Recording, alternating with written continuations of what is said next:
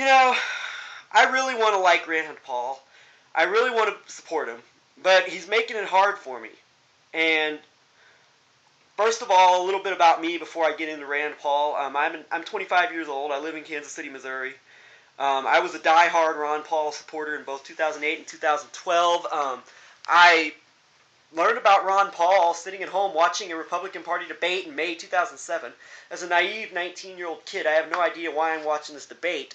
But this man, Ron Paul, speaking about September 11th and saying that, hey, America's policies caused 9/11. This is blowback because of what we do to other people. And from there, I was hooked. I saw something in this man.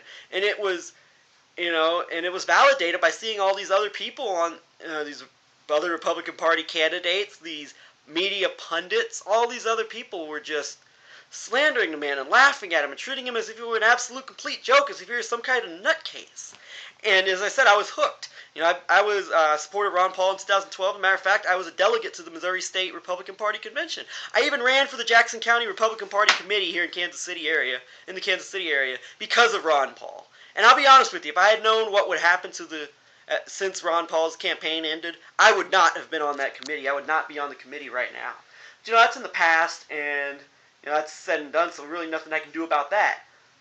But now let me get into Rand Paul a little bit. And before I start talking about Rand Paul, the reason why I respect Ron Paul so much is because the man never backed down on his principles. He never went as far as he could go in stating things. For example, he would only, he would say that our policies caused 9/11, but he would never go as far as to question the official government version of 9/11.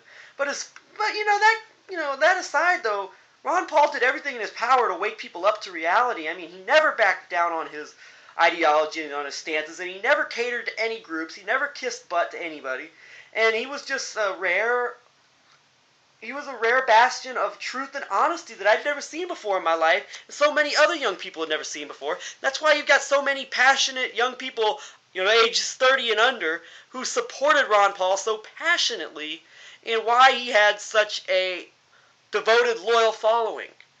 And and that is something that carries on, and that gets people passionate about politics and about things that matter. And that's why I personally was so devoted. I could speak for a lot of other people and say that's the same reason. It was the same reason for them as well. Now that brings me to Rand Paul. I like a lot of the things Rand Paul is doing. Don't get me wrong. He has continued. He's been up front against the assault on our civil liberties, and he's continued Ron Paul's fight against the Federal Reserve, amongst other things. And he said a lot of the right things. He is bringing, he is changing the rhetoric within the Republican Party to appeal to people that are turned off by the party, who either that or who have been deceived in the past by Republicans. And as far as the language that the Republicans have used and the policies that they've acted, Rand Paul has been very successful in introducing and infusing a new ideology into the Republican Party. And I give him credit for that. They say he's making his father's ideas more mainstream, and I believe that to an extent.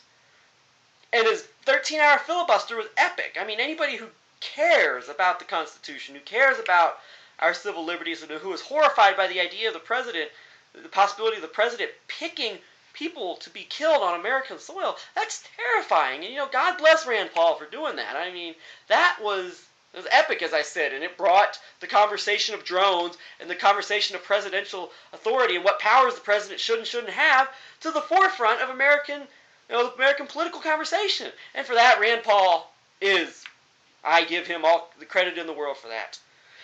But on the other hand, I've seen some things in Rand Paul that I don't like. And it's been apparent, I think, in some ways, ever since he first decided to run for Senate in Kentucky back in 2010, that he wasn't the same as Ron Paul was in some ways. I mean, matter of fact, he never went as far as Ron Paul in talking about foreign policy. He never blamed American policies for 9/11, and he never came right out and said that there was no need for U.S. military to be anywhere in the world. I mean, he never came out and said these things. He was always a little bit different towards Israel, and, he attributed that to, hey, the man's trying to become more mainstream. He's trying to win support. So, it was, excusable at the time. But what I've had a problem with, and first of all, let me say something here, a little personal, a note for myself. I'm a foreign policy guy. That's what I'm concerned about. That is my passion. And, I'll be honest with you, that is where my litmus test for politicians stands on what they're willing to do about foreign policy, and particularly the nation of Israel. And the reason for that is because that's just my passion. And I really, honestly, I don't care how much good people are doing in other areas. If they're going to toe the line on and not speak the truth about our foreign policy, then I cannot wholeheartedly uh, you know, get my support that candidate. I can't do it. That's just me. I mean, I cannot do it. And I mean, that's been my problem with Rand Paul. And I've seen a number of trends, especially over the last year or so, that have really troubled me about Rand Paul. The first thing he did that troubled me was his vote in favor of sanctions against Iran. And I've had people tell me, well, he's just playing the game. He has to vote that way to get ahead. I mean, he would have been the only person in the Senate who voted that way. He had to do it. Well, come on. Ron Paul was called Dr. No because of his refusal to vote for things or to endorse a policy that he didn't believe in. And let me do a little talking about sanctions here. With sanctions, Rand Paul says sanctions are not an act of war. We are to let this be construed, make it crystal clear that sanctions are not an act of war. I'm sorry, but I'm failing to see how that can be. I mean, sanctions are an act of war. Look at what the sanctions against Iraq did. Sanctions against Iraq killed over 500,000 Iraqi children. Went on for 12 years. Put in place by the United Nations, and sponsored and endorsed by both George Bush Sr. and the Bill Clinton administrations. These are sanctions that former Secretary of State Madeleine Albright on 60 Minutes stated that the price was worth it. The price, 500,000 dead Iraqi children, was worth it in order to stop Saddam Hussein from building nuclear weapons, which of course, time has revealed that he never had. And Ron Paul has been adamant for years that sanctions are an act of war, that sanctions do nothing but harm. They do nothing to benefit the people of a said country, and they only incite hatred against the U.S. and hatred against the West and hatred against our policies. Ron Paul was forceful about this, and that was one of the areas where he never backed down from. He was uncompromising in this area.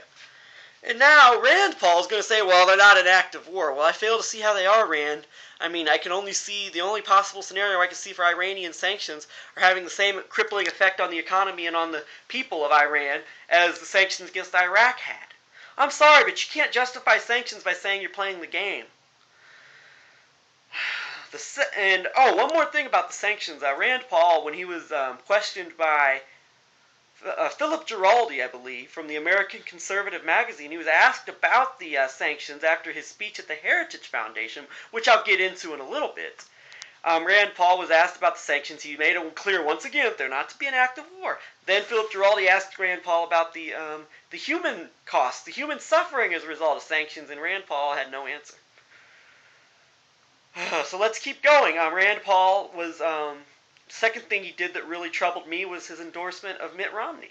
And okay, let me say, with endorsement to Mitt Romney, I can understand that if only he was endorsing Mitt Romney not as an endorsement of his policies, but as an endorsement of the idea that we must defeat Obama in 2012. As a Republican, as a conservative libertarian, I could see Rand Paul saying that. But my problem is Rand Paul came out and he not only endorsed Mitt Romney, but he went around the country and traveled for Mitt Romney. He made speeches talking about how good Mitt Romney was, how Mitt Romney was a good candidate. He went to the Republican National Convention, the same RNC that disenfranchised his father's supporters, told that refused to give his father's supporters a voice at the convention, and he gave a fawning, ringing endorsement of Mitt Romney. And I mean, in an interview with in numerous interviews, I don't think it was only the Hannity interview where he formally endorsed Romney, but in numerous interviews he stated that he believes that Romney is a good candidate, that that we can trust Romney to do the right thing. I mean, he didn't say this stuff in these exact words, but he said something along the lines of this. You can go back and you can look it up. I mean, Rand Paul, outside of a few criticisms of Romney's foreign policy, was totally behind the guy. He was totally shilling for the guy.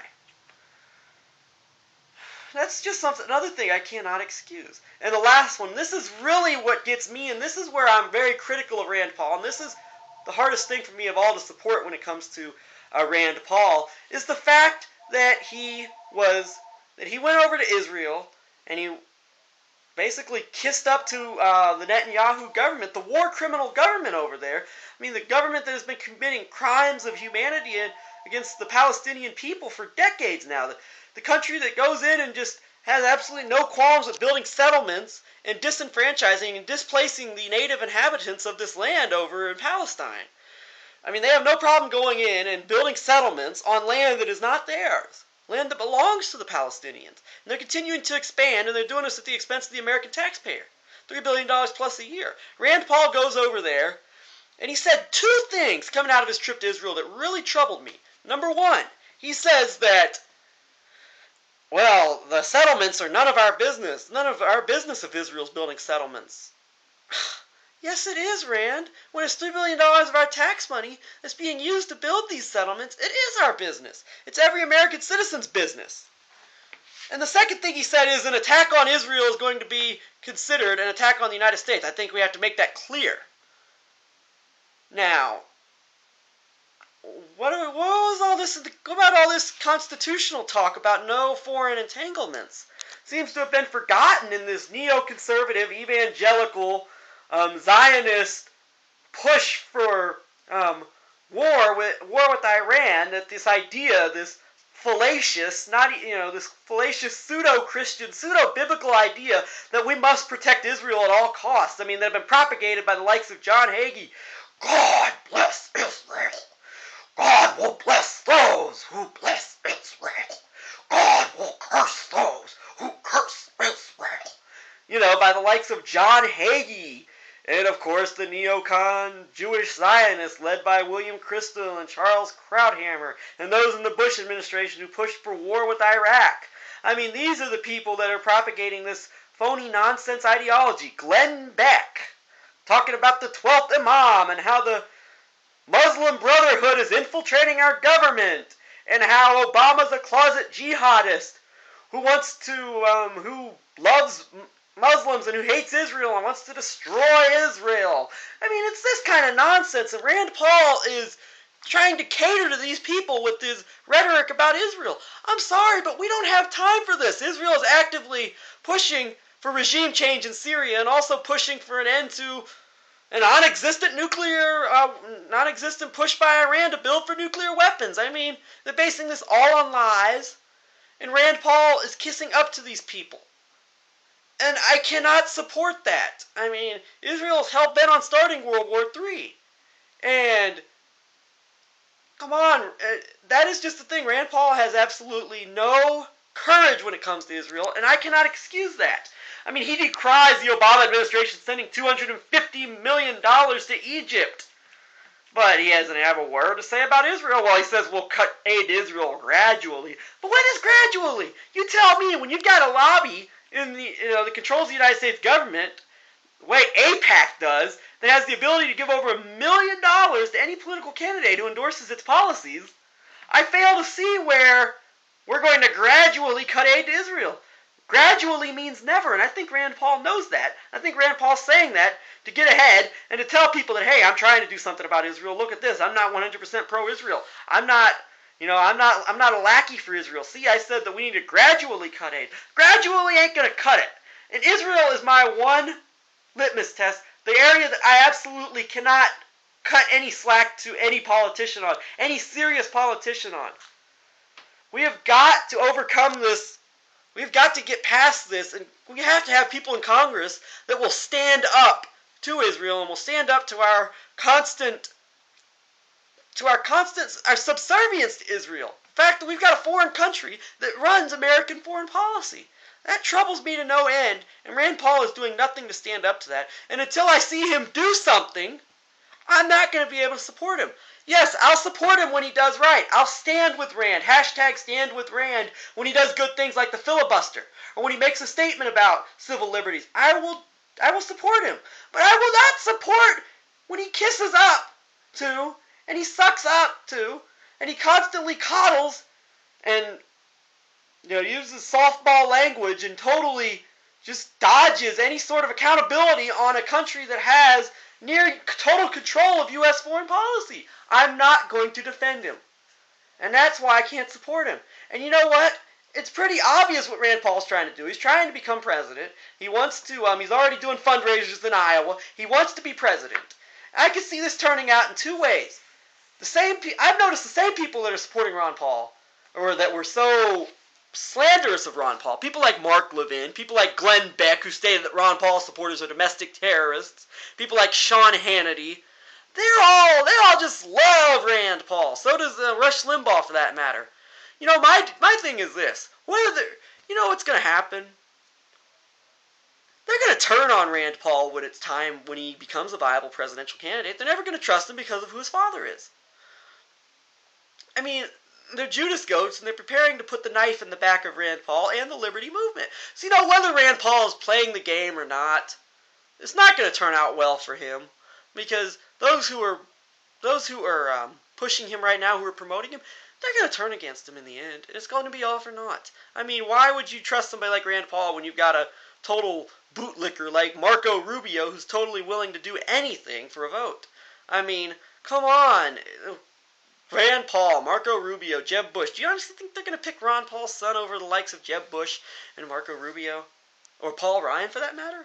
Get real, people. It ain't going to happen. And it's just, Rand Paul's setting himself up for failure if he thinks he can win these people over by speaking their language and by endorsing their policies. The other scenario is that Rand Paul has totally sold out. I mean, I don't want to think that. I want to think that maybe he is just trying to play the game to get ahead. But, I mean, what if he has sold out? What's going to happen? I mean, you tell me. But I'm saddened that so many people are buying into Rand Paul. And I've had this conversation with people on numerous occasions. Hey, we must support Rand Paul. He's the best we've got. Well, the fact is, I hold Rand Paul to a higher standard than I hold other congressmen because of who his father is.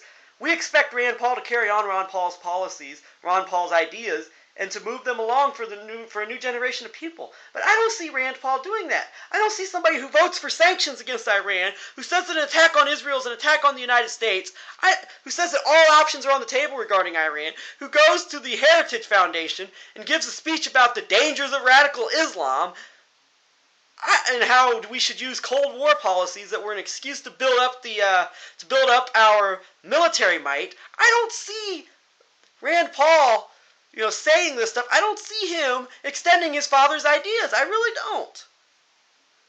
And I think a lot of people, quite honestly, are setting themselves up for disappointment by supporting Rand Paul. And I think that a lot of people wouldn't support this man if it wasn't for his last name. I really don't.